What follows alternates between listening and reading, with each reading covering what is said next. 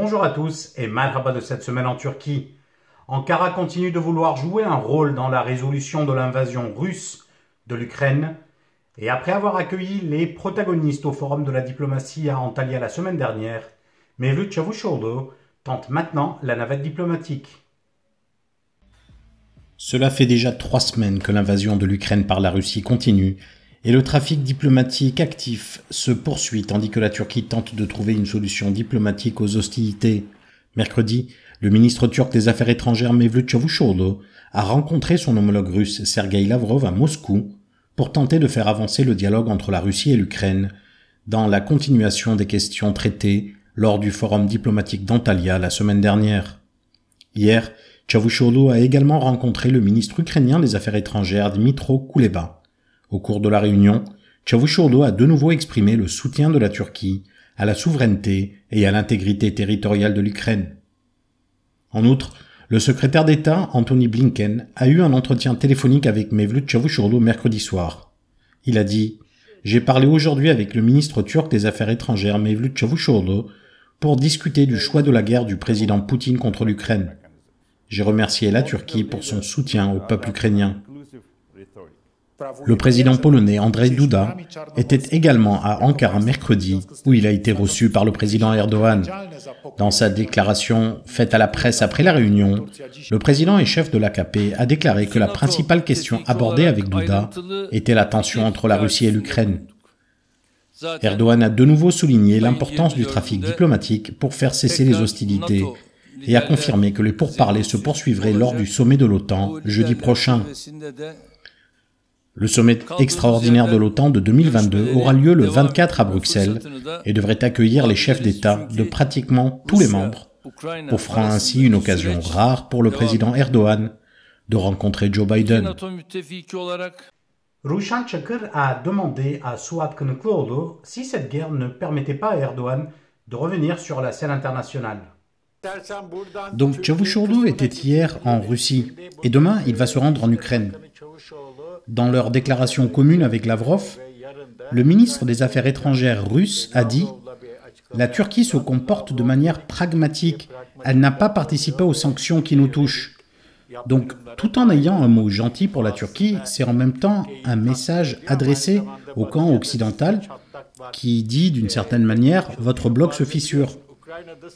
Et en même temps, il y a fréquemment en Ukraine des déclarations qui saluent la Turquie, comme par exemple avec les drones Bayraktar.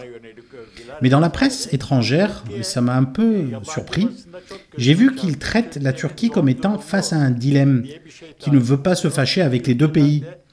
Et donc on se demandait, mais alors comment est-ce que Ankara allait procéder? Eh bien finalement on réalise qu'elle a quand même réussi, en tout cas jusqu'à présent. Il y a eu par exemple le sommet à Antalya avec les deux ministres des Affaires étrangères. Même si l'on n'a pas trouvé d'issue au conflit, il y a quand même eu une réunion des protagonistes. Et il faut reconnaître que c'est surprenant. Comment est-ce qu'on en est arrivé là? C'est vrai que c'est surprenant parce que le moins que l'on puisse dire, c'est que la politique étrangère de la Turquie allait plutôt mal ces dernières années. Mais je pense qu'Ankara a plutôt bien géré cette guerre, cette agression. Il y a 3 dimensions à prendre en compte. Primo, elle a rapidement montré sa résolution à appliquer la Convention de Montreux. Deuxio, il y a eu le forum diplomatique d'Antalya. Elle a permis que 2 responsables de haut niveau se rencontrent. Même si personne ne s'attendait à une résolution du conflit, le fait que les protagonistes se réunissent à Antalya sous la houlette d'un ministre des Affaires étrangères turc, ça reste quand même quelque chose d'important. Ça a d'ailleurs permis que les caméras du monde entier se tournent vers Antalya. Et en 3e lieu, il s'agit des drones Bayraktar. Ces drones ont été vendus à l'Ukraine plusieurs mois avant la guerre. Et la Russie avait d'ailleurs à l'époque exprimé ses protestations. À vrai dire, je pense qu'Ankara a très bien géré pour l'instant ce processus. Alors, il y a bien sûr des difficultés à éviter, par exemple l'atmosphère chaleureuse qu'il y avait entre le ministre russe et le ministre turc pourrait peut-être provoquer des remous dans une communauté internationale qui est très en colère contre la Russie. Il faudrait peut-être avoir un peu plus de sang-froid pour avoir une posture de négociateur impartial. Mais en tout cas, la préférence de la Turquie va plutôt vers l'Ukraine, et ça c'est reconnu par l'OTAN et les États-Unis. Mais malheureusement, et malgré toutes nos mises en garde, Ankara a développé ces dernières années des liens d'interdépendance un peu trop poussés avec la Russie. Donc, même si elle le voulait, la Turquie ne pourrait pas mener une politique réellement indépendante de la Russie. Et cette crise nous l'a montré de manière assez claire. Mais la vente des Bayraktar à l'Ukraine et l'utilisation efficace qu'elle en fait, eh bien, tout cela a amélioré la réputation de la Turquie au sein de l'OTAN. À propos de l'OTAN, jusqu'à récemment, que ce soit les dirigeants de la Turquie ou l'opinion publique turque, ou bien en face les pays membres de l'OTAN, de nombreuses critiques ont été émises de part et d'autre. À un moment donné, il y a même la question de l'appartenance de la Turquie à l'OTAN, qui a été débattue des deux côtés. Alors oui, on ne peut pas expulser un pays de l'OTAN, mais est-ce qu'elle ne voudrait pas sortir? Et d'ailleurs, des responsables turcs ont aussi fait mine de se poser la question. Mais d'après ce que je vois, avec cette invasion de l'Ukraine par la Russie, j'ai l'impression qu'on assiste à une augmentation du désir des dirigeants turcs d'être membres de l'OTAN, et que l'OTAN a aussi plus de désir de voir la Turquie comme membre. Qu'est-ce que tu en penses? En gros, je veux dire que le pouvoir donne plus d'importance à l'OTAN, parce qu'il y a la menace russe qui existe d'une certaine manière, et en face, les principaux pays membres de l'OTAN eh bien, montrent qu'ils veulent que la Turquie soit encore plus de leur côté. Oui, effectivement, j'en ai parlé hier dans un autre programme, je ne sais pas si tu t'en rappelles, mais les Américains parlaient de la Turquie il y a quelques années en utilisant l'expression « real estate value », la valeur immobilière. En fait, ça signifie que, quel que soit le gouvernement en charge des affaires à Ankara, la position géographique est telle que l'Europe, l'OTAN, ils ont beau avoir eu des problèmes avec la Turquie. Lorsqu'il y a ce type de crise, ils ont quand même besoin de l'avoir à leur côté. Et le fait que la Turquie ait vendu des drones Bayraktar à l'Ukraine a été quelque chose qui a été très bien accueilli. Parce que le Bayraktar a un avantage qui dépasse le strict cadre militaire. C'est un avantage en phase avec la société actuelle, cette société de l'information. Ce drone transmet des vidéos qui montrent assez clairement et de manière nette les dommages causés à l'adversaire, comme on peut le voir lorsqu'il touche les tanks russes.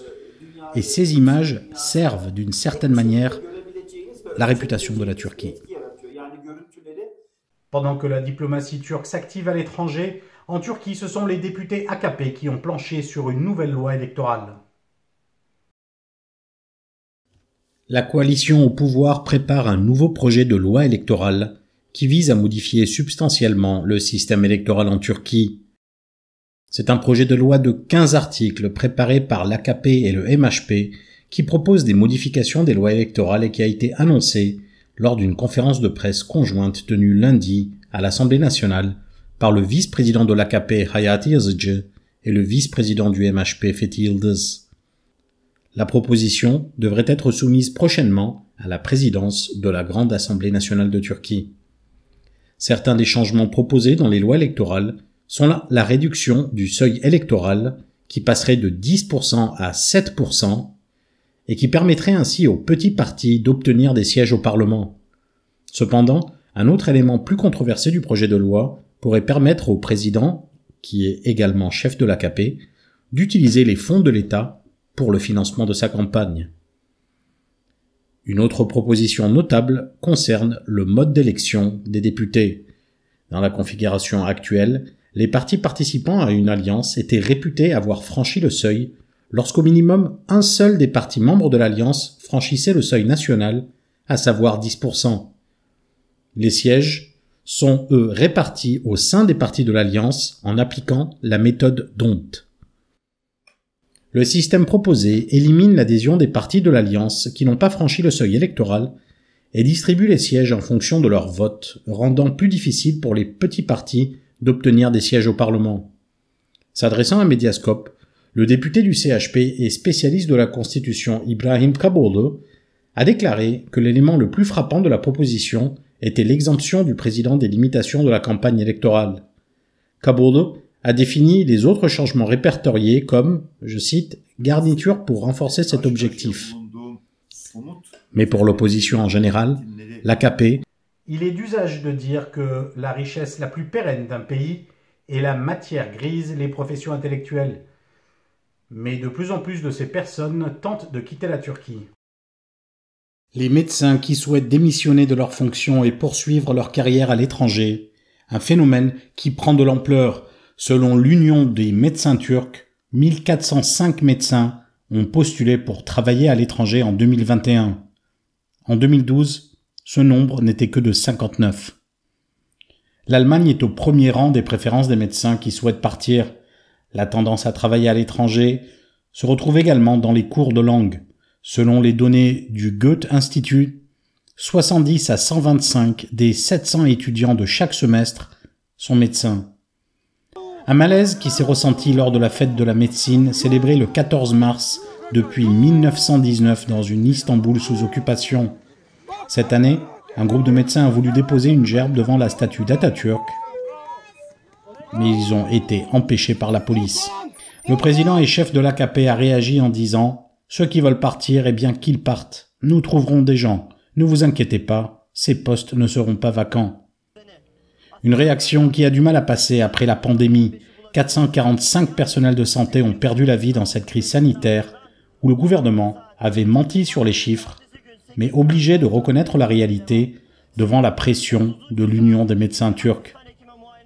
L'allié ultranationaliste du pouvoir Devlet Bahçeli avait alors demandé la dissolution de cette association qui regroupe 80% des médecins. Selon Bahçeli, c'était une organisation terroriste. Le mal-être des médecins est emblématique de ce que vivent les catégories socio-professionnelles qui ont fait de longues études, ainsi que les jeunes diplômés. Selon le New York Times, entre 100 et 200 000 cerveaux auraient préféré s'exiler à l'étranger en raison de l'atmosphère politique pesante et le recul des libertés. À cela, s'est rajouté depuis quelques années une crise économique et un chômage de masse. Quant aux médecins, Erdogan a préféré revenir sur ses propos qui invitaient les médecins qui le souhaitaient à quitter la Turquie. Lundi dernier, il a dit « Ce pays doit beaucoup au personnel de santé et aux médecins. » Mais pas sûr que cela ne suffise. Merci de nous avoir suivis et à bientôt.